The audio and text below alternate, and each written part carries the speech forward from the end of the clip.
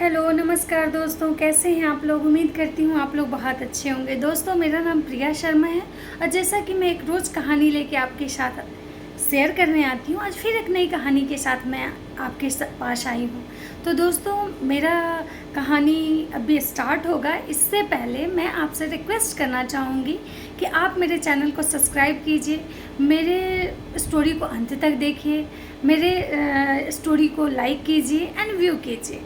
दोस्तों, मेरी कहानी कुछ ऐसी है कि कर्म फल हर किसी को भोगना पड़ता है।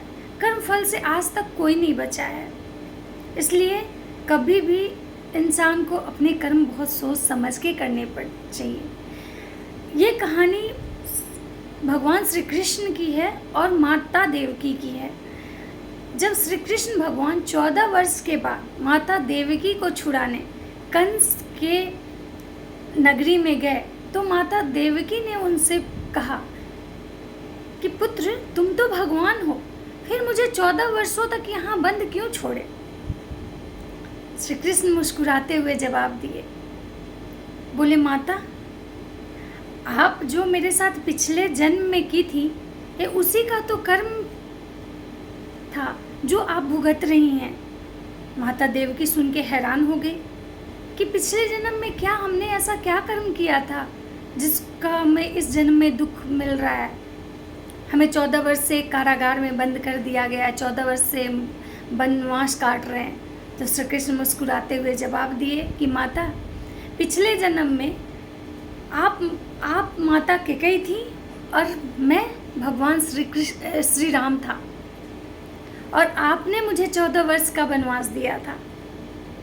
तो माता, आप उसी का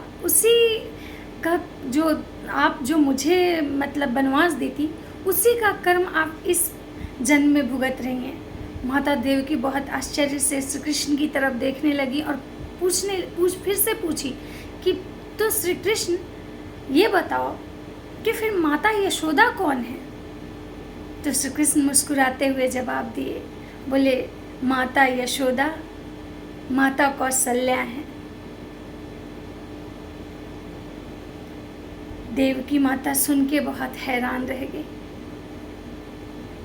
तो इसीलिए दोस्तों, एक बात हमेशा याद रखिएगा कि कर्म फल हर किसी को भुगतना पड़ता है।